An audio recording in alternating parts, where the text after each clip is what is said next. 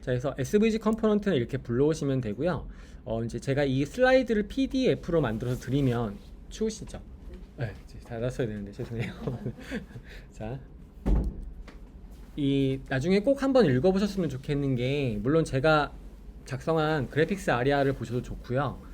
아까 잠깐 그래픽스 아리아 같은 경우는 제가 이거 집필할 때만 하더라도 공식적인 표준은 아니었었거든요, 그래픽스 아리아가. 근데 지금은 완전한 레코멘데이션이 됐더라고요. 그래가지고 이 그래픽스 아리아 어디 있더라? SVG. 아, 이거는 에디션이고, 아무튼 나중에 다시 한번 잘 찾아서 드릴게요. 예, SVG에 보면 접근성 추가하는 기능이 있잖아요. 이 부분을 꼭 읽어보셔야 되는데, 이거를 이제 CSS 디자이너 분들이 보기 좋게 만들어 놓은 게 이 CSTricks.com에 올라온 접근성 SVG가 있어요. 그래서 여기 있는 내용도 한번 살펴보시면 좋을 것 같고, 아니면 제가 내용 해준 것 중에 접근성 이 부분이 있어요. 그래서 이걸 클릭하셔서 SVG 접근성 추가하는 방법 등을 공부하시면 좋을 것 같아요. 그래서 접근성을 염두에 두고 개발한다, 기억해 주시고요. 이렇게 봐주시면, 제가 여기 접근성 여기 있네요. 접근성이랑 아이콘 접근성 두 가지, 이 내용 한번 읽어봐 주시면 되겠습니다. 그래서 나중에 링크 남겨드린 건 참고 레퍼런스니까 읽어보시고요. 그리고 우리 SVG를 불러올 때는 이렇게 리액트 컴포넌트를 손쉽게 쓰기 위해서 불러올 겁니다 라는 얘기예요. 좀 이따 실습하실 거거든요. 그때 한번 떠올려서 한번 직접 해보세요. 자, 그 다음에 이제 퍼블릭 디렉토리에는 SS이 들어가는데, 우리 소스 디렉토리를 보게 되면요, 자, 여기 에셋 디렉토리가 있잖아요. 퍼블릭이죠. 여기 보시면은 퍼블릭 디렉토리에 보면은 정적 에셋인 index.html하고 나머지 데이터들이 있잖아요. 이 데이터들은 여기서 관리가 되죠. 그런데 이제 이 데이터에 보면은 이거 코드 보신 적 있으시죠? 이거 어디서 보냐면 index.html 열어보세요. 자, index.html이 여기 있죠. 퍼블릭 디렉토리 안에 있는 index.html. 이게 싱글 페이지 애플리케이션에서 원 페이지로 읽히는 거 있잖아요. 여기에 보면 이 주석에도 있지만 이 퍼블릭 디렉토리 안에 있는 일종의 변수 처리해주는 애거든요. 그래서 %로 들어오고요. 그래서 퍼센트 퍼블릭 이렇게 들어오게 돼요. 이렇게. 그런데 만약에 여기다가 react app cursor 라고 쓰면은 여기 있는 데이터는 어디서 불러오냐면, 아까 .env 파일 만든 거 기억나시죠? 그 안에다가 환경 변수 등록할 수 있어요. 이 .env에다가 이런 식으로 변수를 만들어 놓게 되면 여기 있는 그 값을 마치 전역 변수인 것처럼 가져다가 사용할 수가 있거든요. 그래서 이렇게 등록이 가능하다라는 점을 기억해 주시면 되고요. 근데 이제 퍼블릭의 경우는 이 React, Create React 앱 자체 내에서 이 퍼블릭 디렉토리를 가리키는 거죠. 그러니까 이 안에 있는 데이터가 들어와서 처리가 된다 보시면 돼요. 그래서 여기다 뭘 넣어놓으면은 이렇게 처리를 해주고 퍼센테이지가 붙어서 변수처럼 사용하시면 된다 보시면 됩니다. 그리고 여기서 보면은 이런 얘기를 해요. 만약에 어떤 경우에, 사실 개발자분들은 많은 오류를 범하지 않을 것 같은데, 퍼블리셔나 이제 프론트 쪽에 있으신 분들이 예전에 하던 습관 때문에 이렇게 절대 경로 사용하시거나 하는 방법들 쓸 수 있잖아요. 그런 경우는 제대로 그려지지 않아요. 문제가 생기고 그 404 오류 생기거든요. 그러니까 항상 이렇게 변수 처리한 형식으로 넣어서 처리하셔야 됩니다. 그리고 자바스크립트에서는 이렇게 하셔야 돼요. process.environment인 env 하고 상수값이죠. public URL 해서 접근이 가능한 거예요.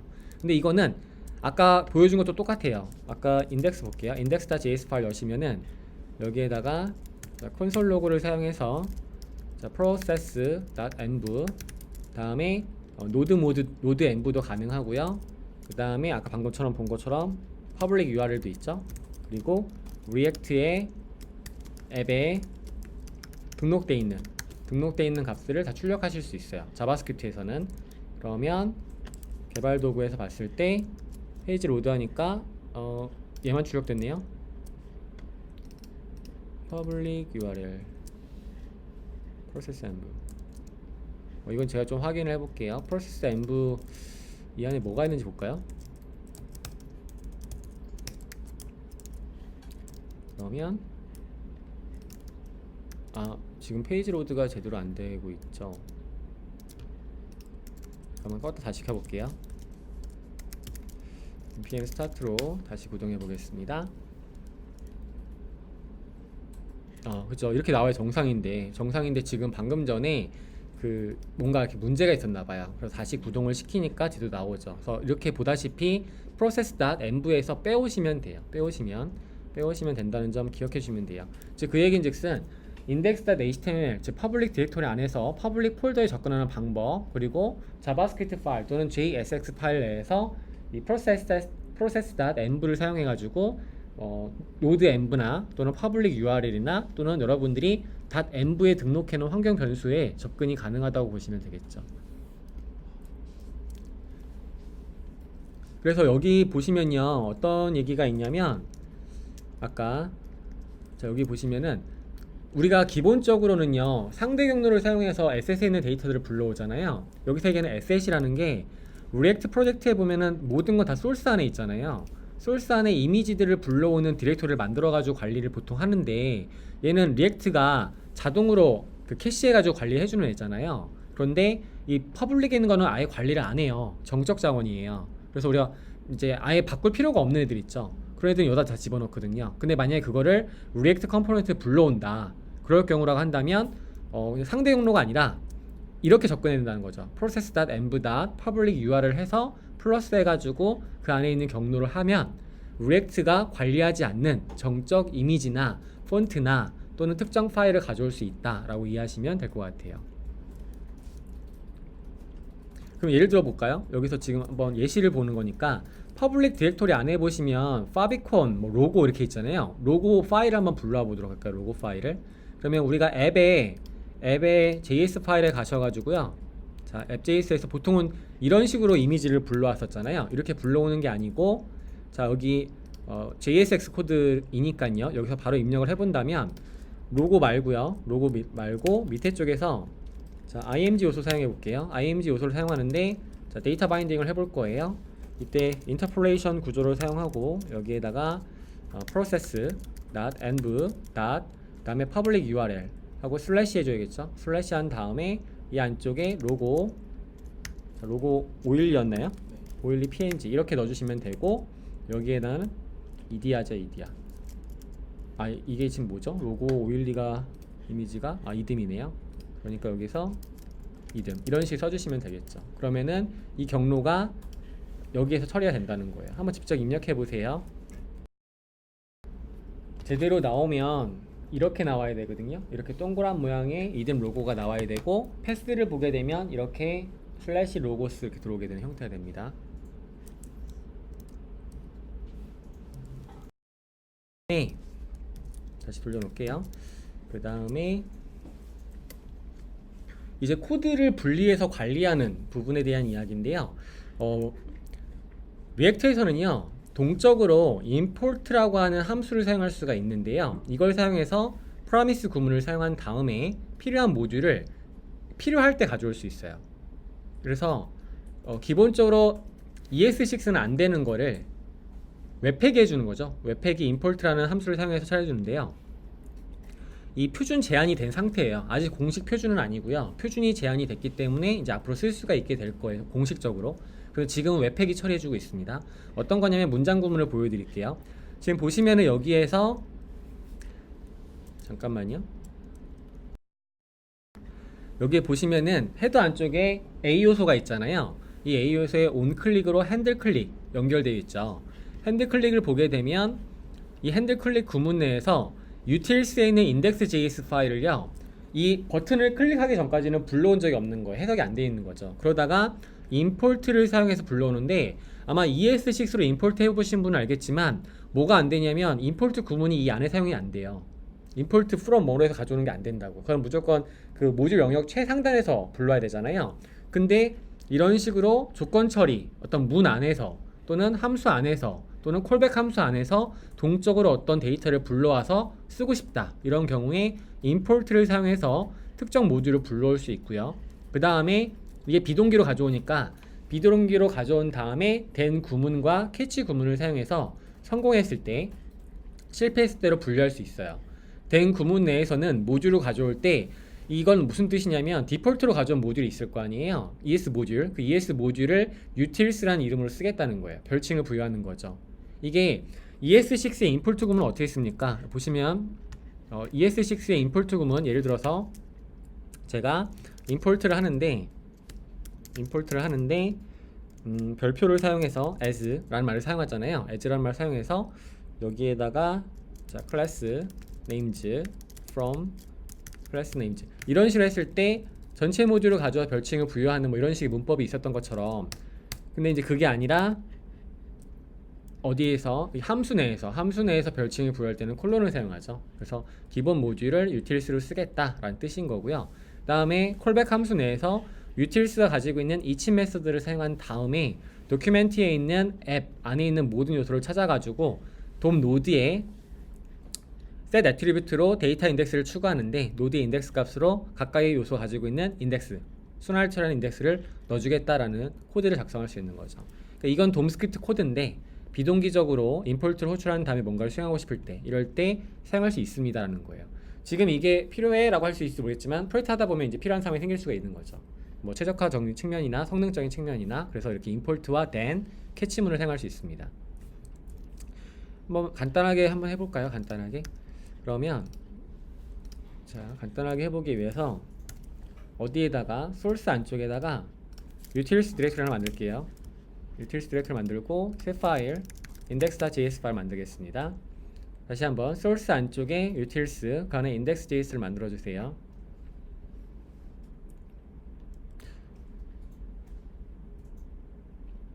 자 index.js에서는 모듈을 만들 텐데요. export const 다음에 make array. 자 얘는 like array를 받아서 like array를 전달받으면 이 like array를 자 array dot prototype에 slice 메서드를 빌렸을 겁니다. like array로 빌렸을 거예요.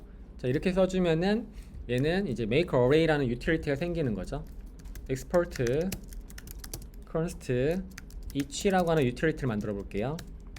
each 유틸리티는 like array를 받아서 array 프로토타입에 얘는 for each를 콜해서 each가 아니라 like array죠. 자, 이 콜해서 like array가 받을 거고요. 그 다음에 callback 함수를 받아야겠네요. callback 함수. callback 함수의 경우도 인자로 받아야 되니까 이렇게 넣어주게 되면 each라고 하는 유틸리티가 생성이 되죠. 그리고 export default가 있겠죠. export default를 사용해서 여기에서 utils를 as default로 내보내 놓을까요? 자 이거를 그냥 여기서는 그냥 make array랑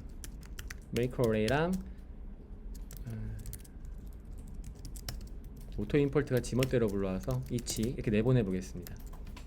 그럼 지금 한 거는 src 안에 utils 안쪽에 index.js를 만들고요. make array each 만들어 가지고 export default로 내보냈습니다.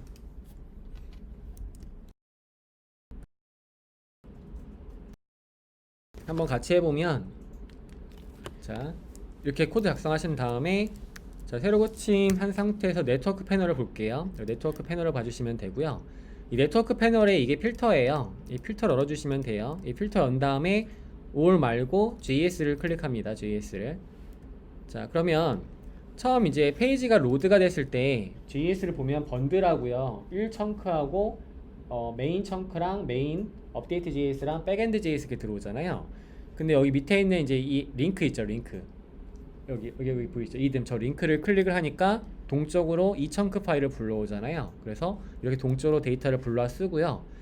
클릭을 했을 때 이미 불러온 데이터를 다시 불러오지 않죠. 그렇죠? 계속 불러오는 게 아니라 딱 불러온 데이터가 없을 때만 한번 불러온다는 거죠. 그래서 무겁게 여러 개의 데이터들을 한꺼번에 다 불러와야 되는 게 싱글 페이지 앱의 단점이잖아요. 그런 부분들을 동적으로 필요할 때 모듈을 불러왔을 수 있도록 할 수 있다라는 얘기입니다. 그 부분 한번 확인해 주세요. 가보겠습니다. 자, 그럼 이제 이걸 가져왔으니까 이거를 브라우저에서 보면 이렇게 모듈이 나오잖아요.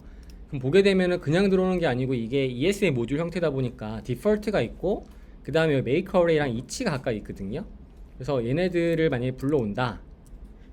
그러면 여기 모듈 있잖아요. 모듈. 이 모듈 안에서 이게 되는지 한번 보자라는 거죠. 이치랑 make array를 한번 make array를 빼와 보겠다라는 거죠. 그럼 여기다가 자 이치 그다음에 make array를 빼오는데 type of로 체킹해 볼게요. 자 type of로 체킹 한번 하시고요. 그래서 이제 펑션이 나오면은 접근이 가능한 거니까 쓸 수 있다는 거죠. 이제 리액션을 보고 알았어요. 불러오신 거죠. 자 그래서 이렇게 됐는데 지금 얘는요 주의하실 점이 뭐냐면 중괄호가 없죠. 이 지금 된 구문 안에 보면은 화살표 함수 뒤에 중괄호가 없잖아요. 이거는 이제 싱글 라인이니까 자동으로 리턴되는 구문인 거잖아요. 근데 이제 그게 아니고 여러 줄로 쓰려면 중괄호가 필요하잖아요. 그죠? 그래서 저걸 중괄호로 바꿔주신 다음에 이 안에서 이제 작성을 해볼 거예요.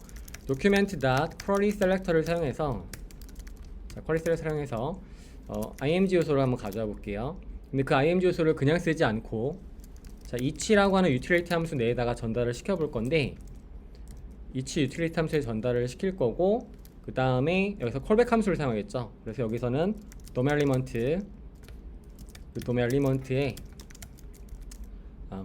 set attribute 사용하셔서 aria 자 label이라고 넣어볼게요. label로서 test라고 써보겠습니다. 여기 이거 세미콜론 넣으면 안 되는데 넣었어요. 자, 이렇게 넣어주고 여기에 괄호가 중괄호가 있고 중괄호 다음에 맞죠? 넣어주고 이치 뒤에 여기 괄호 안 닫았네요. 이렇게 넣어주면 되겠죠? 그래서 이치 함수가 시작되는 괄호 끝나는 괄호가 빠져가지고 넣어주신 다음에 이치 함수를 가지고 와서 문서에 있는 이미지를 찾아오죠. 근데 이거는 복수니까 all로 해야겠네요. all. query selector all을 사용하셔서 복수 집합을 가져온 다음에 순환을 해가지고 순환되는 요소에 aria label 값을 테스트로 바꿔봤습니다.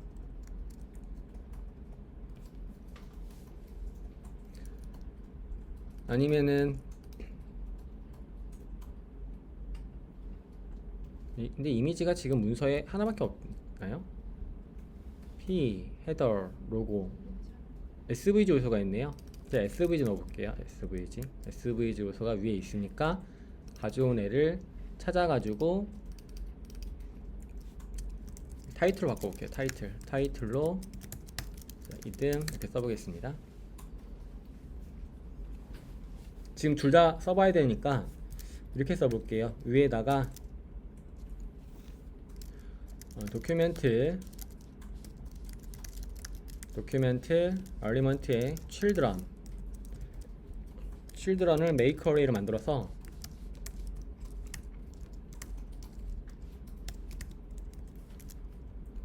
자 children을 make array를 만들고요.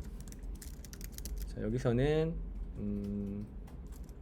HTML children이 되겠죠? children array 이 children array에 이치문을 사용해서 순환시킬 수 있겠고요. 아니면 for each를 사용할 수 있겠네요. for each를 사용해서 여기서는 DOM 엘리먼트가 있겠죠. 그 DOM 엘리먼트에 맵을 쓰겠습니다. DOM 엘리먼트에 노드의 노드 메인 값을 반환받아서 children names라고 써볼게요. 그래서 이 children names를 반환받으면 여기다가 join 메서드를 사용해서 콤마로 한번 구분시켜 보겠습니다. 그럼 이제 의존 모듈에서 가져온 거 다 써봤죠. 메이커에도 써봤고 이치도 써봤죠. 물론 여기에 사용한 맵의 경우는 배열 메서드고요.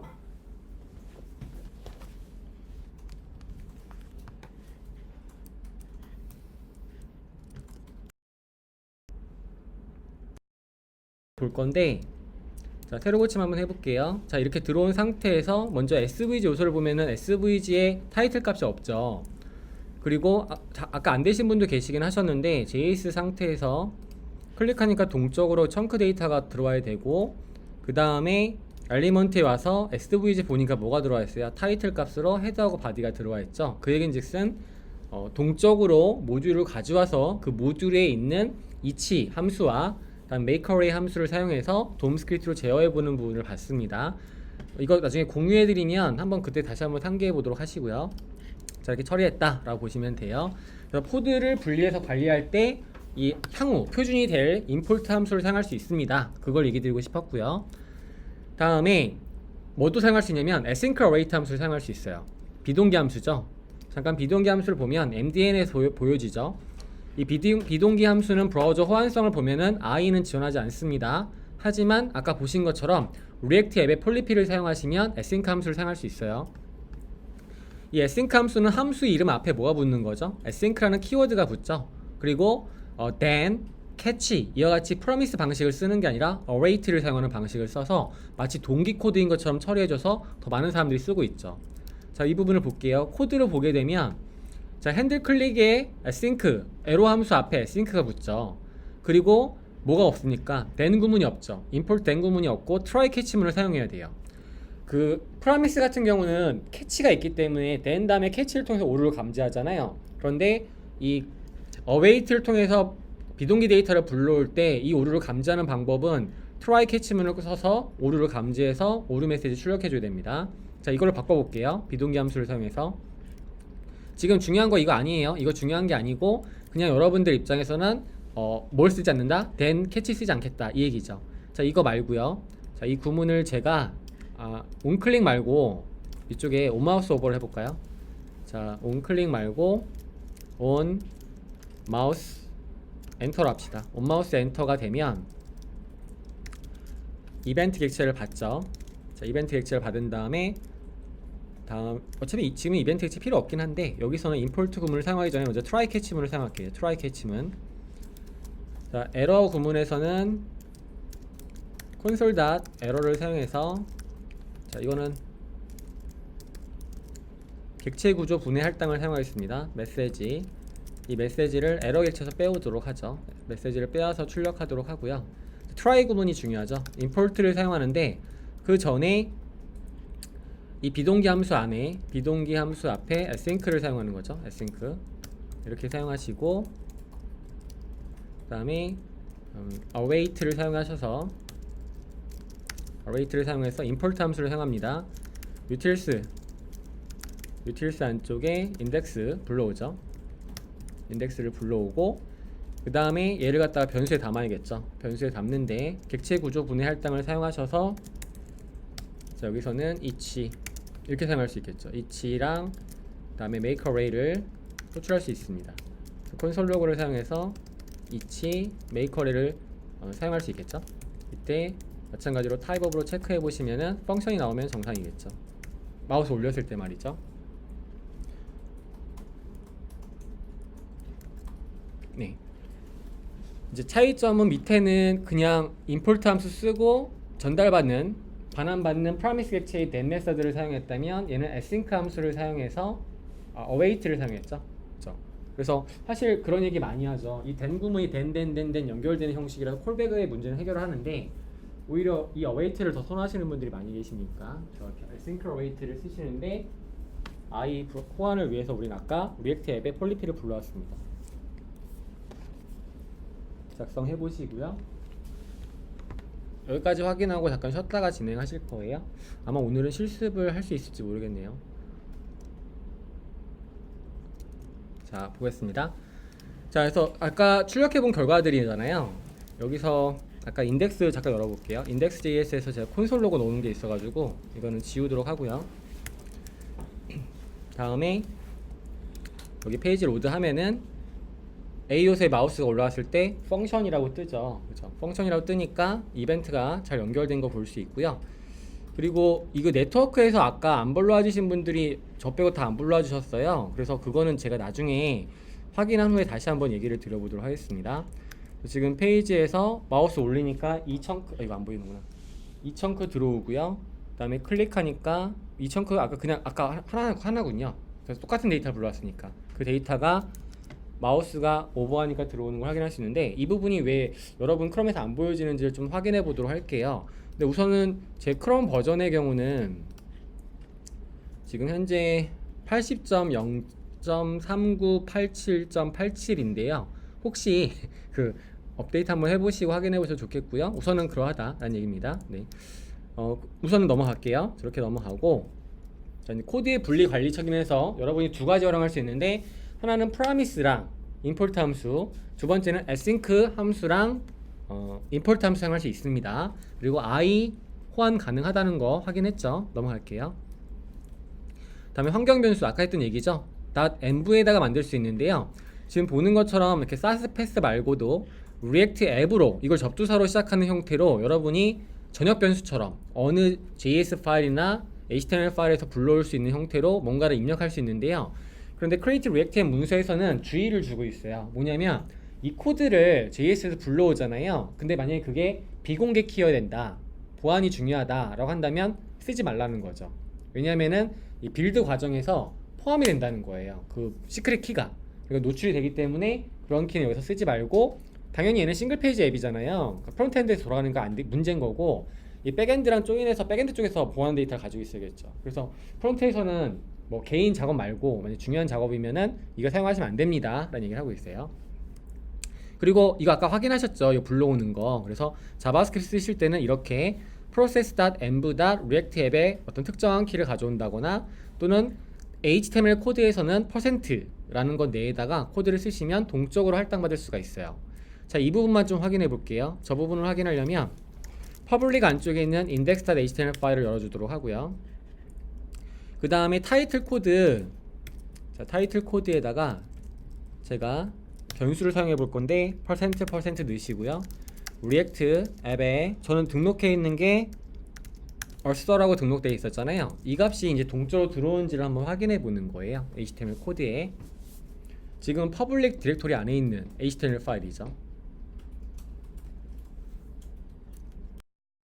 여기가 퍼블릭 안쪽에 index HTML이에요. 거기에 타이틀 값 있잖아요. 그거를 이렇게 %양 옆에 붙이고, 아까 .env 파일 안에 있는 react underbar 앱이라는 접두사로 시작하는 애를 접근해서 처리해 보는 겁니다.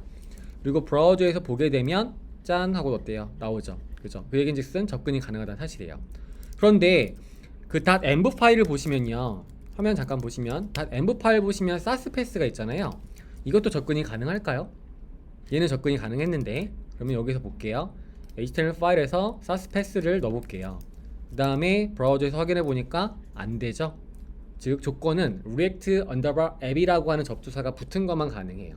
그래서 일반적인 환경 변수 말고 만약에 리액트 애플리케이션에서 특정 변수 값을 파일마다 공유하고 싶으시다면 react underbar 앱이라는 접두사를 붙여서 공유하시면 됩니다. 제가 여기다 주석 남겨놨으니까 나중에 읽어보시면 돼요. 자, 이렇게 해서 .env 파일을 프로젝트 내에서 활용하실 수 있습니다.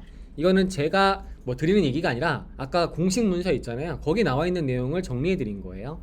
저렇게 쓰신다 라고 되어 있어요. 자, 넘어가 보죠. 환경 변수 얘기 끝났으니까. 그리고 이제 프로그레시브 웹 애플리케이션에 대해서 얘기를 할게요.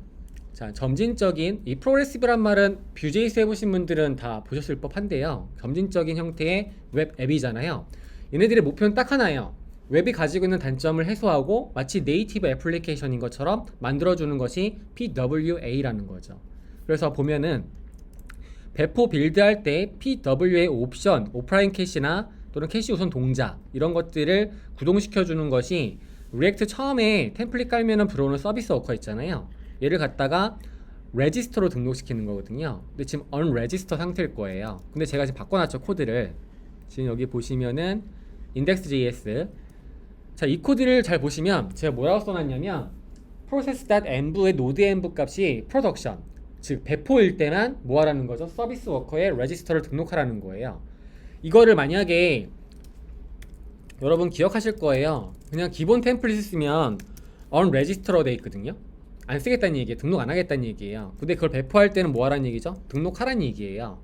근데 그렇게 하면은 이걸 개발 중일 때는 등록을 안 해야 돼요. 성능이 안 좋아지거든요. 그래서 개발이 끝난 다음에 배포할 때 등록을 해야 되는데 매번 왔다 갔다 스위칭하기 힘드시니까 조건문 처리를 하는 거거든요. 이렇게. 그런데 이거를 이렇게 하면 저는 뭐가 싫으냐면 임포트 구문 따로 실행 구문이 따로 있어야 돼요. 이거를 내릴 수가 없는 게 알다시피 오류 생기잖아요. 임포트 그 표준 구문이 들어올 수 없으니까.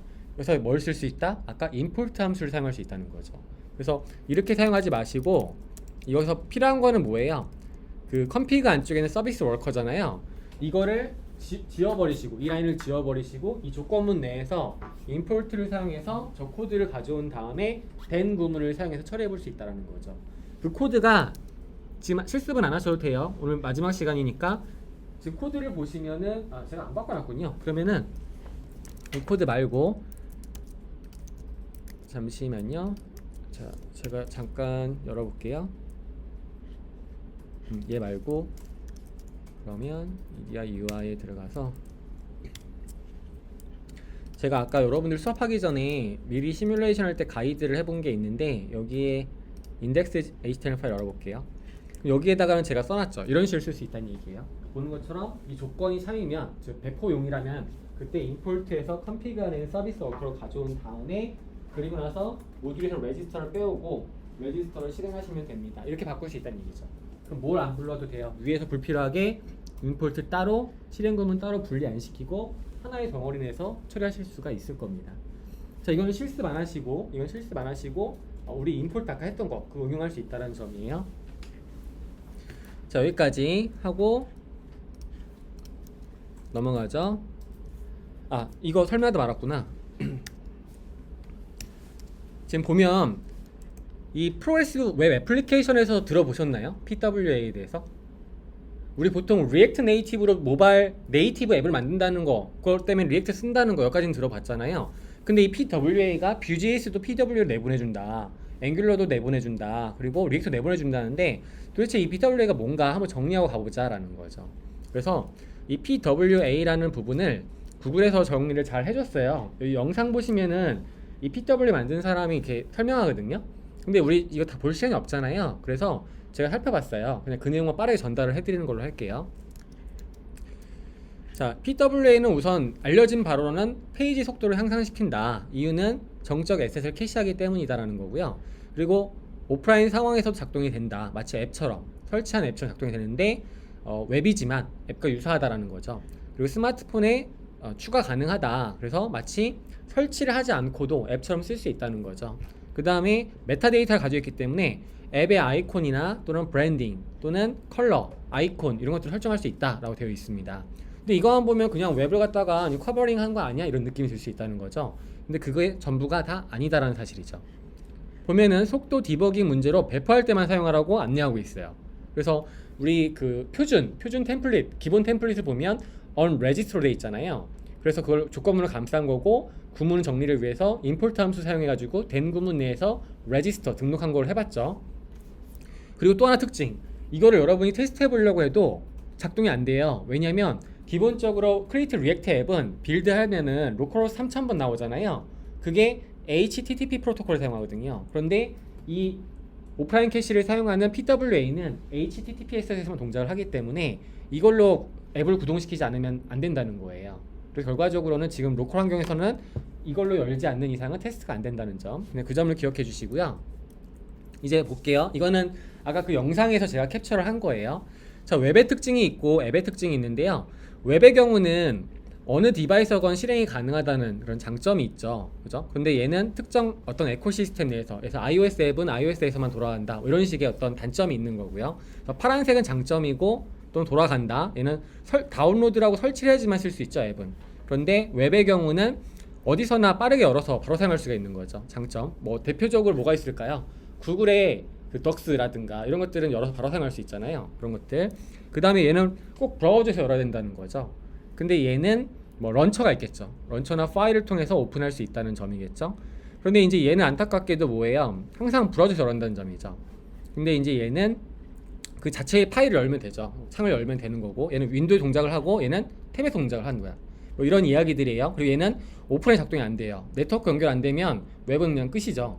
근데 얘는 설정이니까 오프라인 작동이 된다. 뭐 이런 장점이 있겠고요. 그리고 얘는 보다시피 기기에 최적화가 안 돼 있어요. 그런데 얘는 뭐 시스템 접근도 가능하죠. 사실 자바스크립트가 웹브라우저에서 놀던 때는 CC 접근이 불가능했는데 노드.js 등장하고 나서는 접근이 가능해졌잖아요. 그런 것처럼 그 외에도 아주 강력한 기능 등을 앱은 사용할 수가 있죠. 근데 웹은 그게 안 됐다라는 게 단점이었던 거잖아요. 제 얘기가 아니에요. 구글 엔지니어가 한 얘기예요. 그리고 웹은 링커블이죠. 링크로 동작이 되는데 앱은 그렇지 않다는 얘기를 하고 있고요.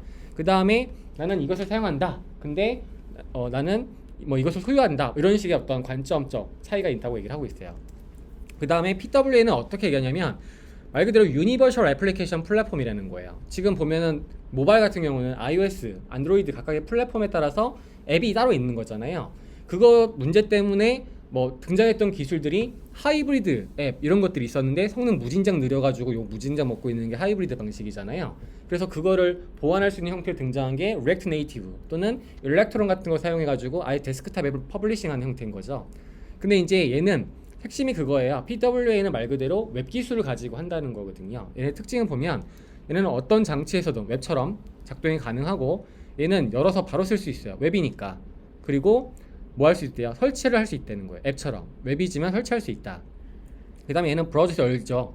근데 그것만 되는 게 아니고 런처가 있다. 런처나 파일을 통해 앱처럼 열 수가 있다라는 거죠. 그 다음에 아까 보신 것처럼 앱은 링크가 안 되고 얘는 링크가 된다고 했었잖아요. 그냥 웹이니까 다 된다. 그리고 여기서 안 됐던 것들 있잖아요. 웹에서 안 되는 거. 뭐 탭에서만 열려야 된다는 점 또는 온라인에서만 된다는 점 이런 것들 있죠. 그럼 웹의 약점들. 그죠? 이런 것들을 다 해소할 수 있어요. 설치만 하게 되면은 뭐 자신의 윈도우 창에서 그리고 오프라인 작동이 되고요. 그리고 OS에 통합이 가능하죠. 마치 앱처럼. 그 다음에 시스템 접근이 가능하고 강력한 기능 등을 사용할 수 있다. 이 점이 PWA가 핵심으로 잡는 거죠.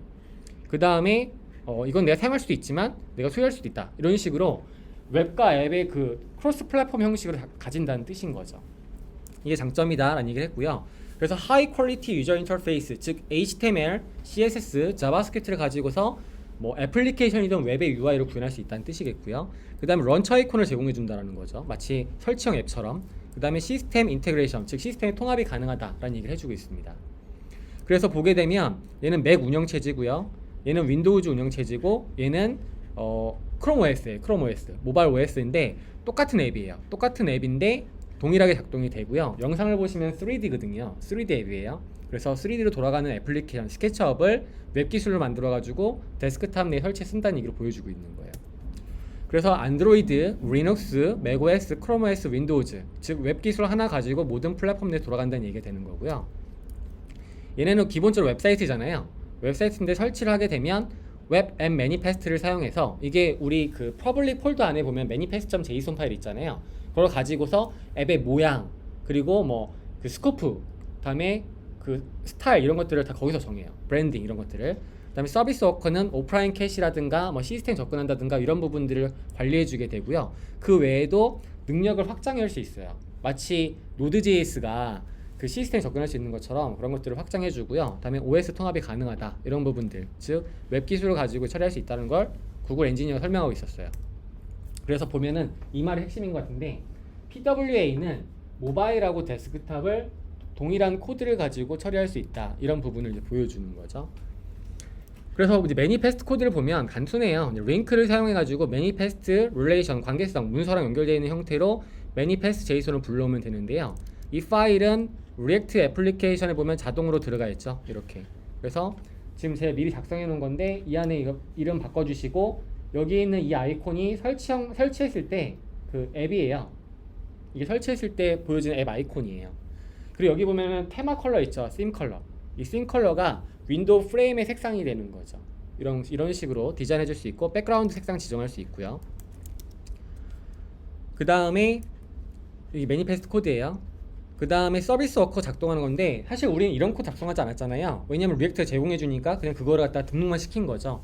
근데 보게 되면 윈도우에 보면 내비게이터 객체가 있잖아요. 내비게이터 객체에 서비스 워커가 있으면 조건이 실행이 되는 거죠. 그 다음에 윈도우에 로드 이벤트가 발생을 하게 되면 내비게이터의 서비스 워커를 사용해서 여기서도 레지스터 나오죠. 등록을 해주는 거죠. 서비스 워커의 JS 파일을 현재 스코프 내에서 등록을 시켜라 라는 코드가 동작이 되는 거고요. 그 다음에 서비스 워커에 보게 되면 캐시가 있는데 얘는 이벤트가 인스톨이잖아요. 설치할 때 인스톨을 하게 되면 wait until 이거 할 때까지 기다리는 상황이 되겠죠. 그 다음에 캐시에 있는 오픈 메서드를 사용해서 캐시 네임 값을 가져오고 나서 비동기로 then 수행하고 캐시 값을 가져다가 추가해 주는 거죠. 오프라인 HTML 파일을 추가해 줘서 리턴 시켜주겠죠. 설치 전에. 그리고 나서 워크박스라는 게 있대요. 이거가 이제 서비스 워커 랩핑하는데 여기서는 표준 임포트 방식이 아니고 자체적으로 임포트 스크립트로 해서 가져오는 것 같아요. 가져온 데이터가 있으면 워크박스의 라우팅에 레지스터 라우트를 사용해가지고 모든 CSS 파일로 확장자가 끝나는 것들 있죠. 이런 것들을 캐시를 해주면서 백그라운드에서 업데이트를 해주는 것 같습니다. 그래가지고 새로운 워크박스를 만든 다음에 등록을 시켜서 처리해준다. 이런 식의 구문을 소개를 했어요. 그리고 돔 스크립트죠. 버튼 요소잖아요. 아이디가 적어인 버튼을 찾잖아요. 그리고서 여기 보시면 before install prompt에서 설치할 때, 설치 전에 프롬프트 창을 띄우는 거죠. 띄워가지고 쭉 보게 되면 이벤트 구문이 있고 버튼을 디세이블을 비활성화 활성화시킨 다음에 그 버튼에 클릭을 하게 되면 앱에 프롬프트 이벤트를 통해서 프롬프트를 띄우고 거기에 맞춰서 사용자가 선택한 내용이 있을 거 아니에요. 그럼 결과를 then으로 받아가지고 이 핸들로 실행을 시키겠다는 뜻이 있는 거죠. 그러니까 보면은 자바스크립트 코드 구문으로 PWA를 구현했다라는 거를 그 영상에서 엔지니어가 얘기를 해줘요. 그 다음에 이거는 이제 디태칭하는 거죠. 디태칭해서 인스톨레이션 보면은 이제 앱이 인스톨이 끝났잖아요. 끝나게 되면 앱의 로그 이벤트를 사용해서 인스톨 되었음을 알려주는 것 같아요. 그런 부분들. 그래서 인스톨레이션을 하면 설치를 하면은 뭐가 늘었냐면 방문자가 27% 이상 늘었대요. 제가 한 게 아니고 구글 엔지니어가 얘기를 해줬는데 27% 늘었고 그 다음에 사용자의 참여율이 5.5% 증가했대요. 그러니까 저는 마케터가 아니기 때문에 이 부분이 뭐 이 지표가 얼마만큼인지 모르겠지만 어쨌든 좋았다는 얘기겠죠. 그래서 저런 부분을 보여주고 있고요. 그리고서 현재 존재하는 거 보면은 우리는 아까 단순히 뭐 오프라인 캐시 얘기하고 뭐 오프라인 환경 돼요 뭐 돼요 이런 얘기만 했었잖아요. 그 외에도 푸시 메시지, 노티피케이션이라든가 블루투스라든가 또는 디바이스 포지션이나 뭐 웹 ASM이나 마이크로폰이나 페이먼트 결제 시스템 이런 거 다 이미 되고 있다는 얘기를 하고 있더라고요. 그래서 저희는 지금 웹 기술 관련된 공부만 하고 있었지만 만약에 향후 자바스크립트를 기반으로 하는 PWA를 사용해서 이렇게 애플리케이션 개발에도 관심을 가져볼 수 있지 않을까 좀 그런 얘기를 해줬어요. 그리고 네이티브 파일이나 시스템 API를 사용해서 PWA로 파일 핸들링이 가능하다. 마치 Node.js처럼 로컬에 있는 파일도 접근할 수 있잖아요. 그래서 뭔가를 만들거나 수정하거나 지우거나 할 수 있다는 것들이 웹이 가지고 있는 제약 사항들을 해소해 준 것으로 보여지고요. 결과적으로 이 웹에서 했던 그 기술들을 사용해서 모바일까지 아우르는 형태가 PWA다라고 소개해 주는 것으로 마무리를 줬습니다. 물론 영상에서 제가 다 필요한 것만 커트를 했기 때문에 나중에 시간 되시면 영상 쭉 보시면 되고요. 이거는 이제 제가 만든 사이트 있잖아요. 여러분들이 과정 신청할 때 봤던 사이트가 PWA로 돼 있어요. 리액트로 만들었기 때문에. 그래서 웹사이트에 접속을 하면 아까 제가 레지스터를 배포할 때 등록했다고 했잖아요. 그 웹브라우저에 이렇게 플러스 아이콘이 생겨요. 그럼 이걸 누르게 되면은 이게 아까 그 이벤트 있죠. 설치 전에 프롬프트 창이 띄우는 거예요. 버튼이 활성화가 되고 저희 설치를 하게 되면 이거를 제 컴퓨터에 설치를 하는 거죠. 설치가 되면 저는 지금 맥을 쓰고 있잖아요. 그 맥 운영체제에 이렇게 설치가 돼요. 다른 앱들처럼 설치가 되는 거죠. 설치가 된 다음에 구동을 시키게 되면 이렇게 그 브라우저가 아니고 이게 아까 그 테마 컬러예요.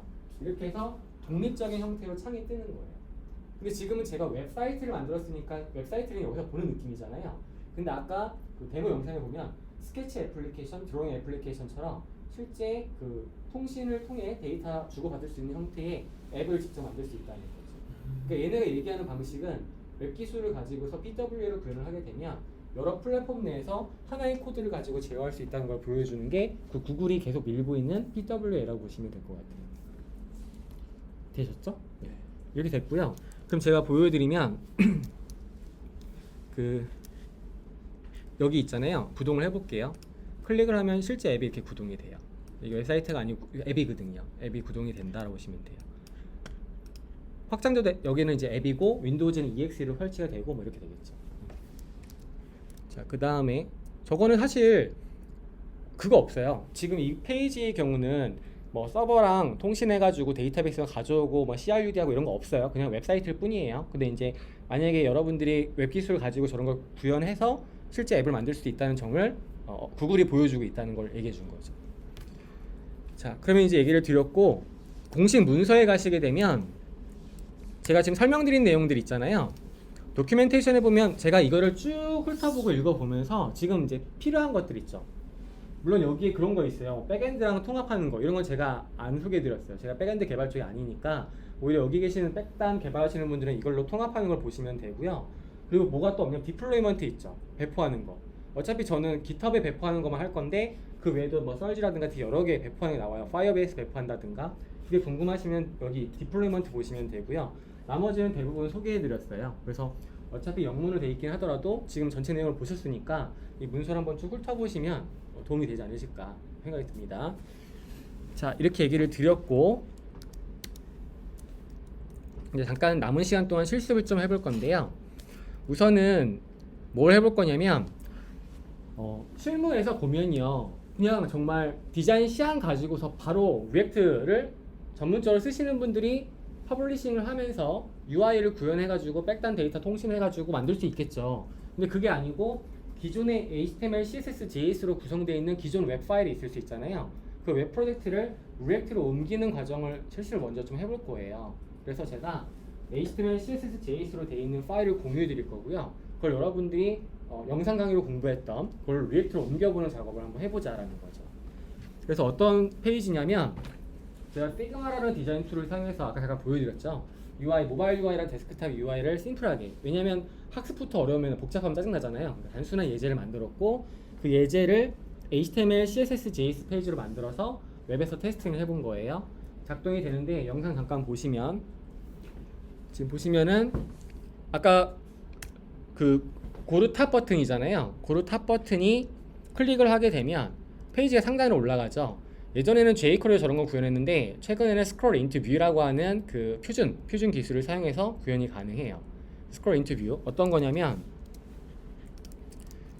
제가 또 열어야겠네요. 그러니까 자꾸 닫아버려가지고 닫아버리는 게 습관이 돼가지고 잠깐 볼게요. 이게 여기다 이제 공유해드릴 파일이거든요. 보시면은 여기 앱.js로 제가 ES6를 사용하긴 했지만 만들어 놓은 게 있어요. 여기 보면은 이거 얘예요. 지금 이제 이 핸들 고루탑은 이벤트에 따라서 고루탑 버튼을 클릭을 하면 얘가 실행이 되는 콜백 함수잖아요. 이벤트 핸들러에 보게 되면 document element는 현재 문서의 root element이죠. 그 엘리먼트를 스크롤해서 보여주게 해주세요라는 퓨전 기술이 등장한 거예요. 근데 이때 옵션 값으로 그 behavior, 동작하는 값을 스무스로 설정하게 되면 부드럽게 스르륵 올라가는 형태의 작동이 되고요. 이 값이 기본이 오토인 값을 쓰면 그냥 마치 그 메인 대 앵커 쓴 것처럼 바로 점핑해서 바로 올라가거든요. 사실 이게 없어도 사용하는데 아무런 문제가 없지만 부드러움을 주고 싶을 때는 이 옵션을 사용하시면 된다는 거죠. 그래서 이 부분의 코드를 이제 보시면서, 근데 이거는 말 그대로 표준 코드로만 작성이 된 거잖아요. 근데 그걸 리액트 스타일로 바꿔주신다는 거죠. 자, 그래서 지금 계속 영상을 보시면 제가 볼게요. 자, 보면은 스크롤해서 고루 탑 버튼 눌러가지고 올라가죠. 저 인터랙션을 이제 리액트로 구현하시면 되는 거고요. 그 다음에 오프 캔버스 메뉴를 클릭하면 슬라이딩에서 나오잖아요. 그리고 닫기 버튼으로 닫혀야 되고요. 그 다음에 여기에서 이거는 다이얼로그예요. 근데 모달은 아니에요. 그냥 일반 다이얼로그예요. 그래서 제품마다 상세 내용을 보여주는 다이얼로그가 뜨는 거죠. 뜨는 거고, 다음에 닫기 버튼을 누르게 되면 닫히는. 그런데 이제 그게 얘는 이제 하나잖아요. 하나로 컨트롤하는데 얘는 복수죠. 그럼 뭘 만들면 좋을까요? 컴포넌트 만들면 좋겠죠. 만들어서 제어하시면 되고요. 그 다음에 중요한 거예요. 접근성, 키보드 접근성 고려하셔야겠죠. 그래서 키보드로 이제 마우스 안 써요. 그럼 탭키를 눌러서 탐색을 하죠. 이때 포인트 X 버튼에 간 다음에 대다수 실무에 있는 웹사이트가 잘못 만드는 것 중에 하나가 뭐예요? 탭키 눌렀을 때 dim 처리 밖으로 숨어버린다는 거죠. 포커스가 그렇게 만들면 안 되는데, 근데 그렇게 만들고 있기 때문에 그 부분을 해소하셔야 돼요. 그럼 어떻게 제어되느냐? 이벤트를 감지해서 첫 번째 링크한테 포커스를 적용해 주셔야 돼요. 그래서 어떻게 동작이 되냐면 탭을 눌렀을 때 다시 처음으로 돌아와야 되고요. 다음에 Shift 탭을 눌러서 어떻게 돼요? 첫 번째 링크 Shift 탭을 누르면은 닫기 버튼으로 가야 돼요. 즉 사용자가 내가 명시적으로 나가겠다라는 걸 하지 않으면 빠져나오면 안 돼요. 그의 접근성을 지켜준다는 점, 그 점 기억하시고, 그 다음에 탭키로 탐색을 하죠. 작동이 되고요. 키보드 닫을 수 있어야 되고요. 고루 탑 버튼 역시 마찬가지로 포커서블 가가지고 엔터키 누르게 되면 올라가야 돼요. 즉 마우스라고 하는 포인터 없이도 작동할 수 있게 구성해 주는 게 여러분들이 이제 하셔야 될 미션이라는 거죠. 자, 이제 미션을 봤으면 이거는 이제 HTML로 구현된 코드 방금 보여드렸잖아요. 이 코드를 리액터로 바꿔주는 거예요. 리액트 스타일로 바꿔주는 건데 여러분들이 작업을 할 수 있도록 제가 깃허브를 올려놨는데요. 이 주소로 가주세요.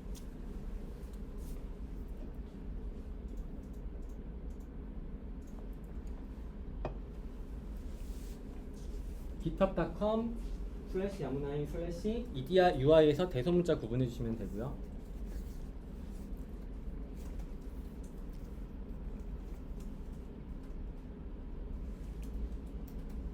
접속해 보시면 zip 파일이 있을 거예요. 압축되는 zip 파일이 있을 거예요. 그걸 다운받으시면 되는데요. 접속 한번 해볼게요. 접속을 해보시면 아래는 디자인한 거를 표준으로 만든 다음에 리액터로 옮길 거 이런 일종의 가이드인 거고요.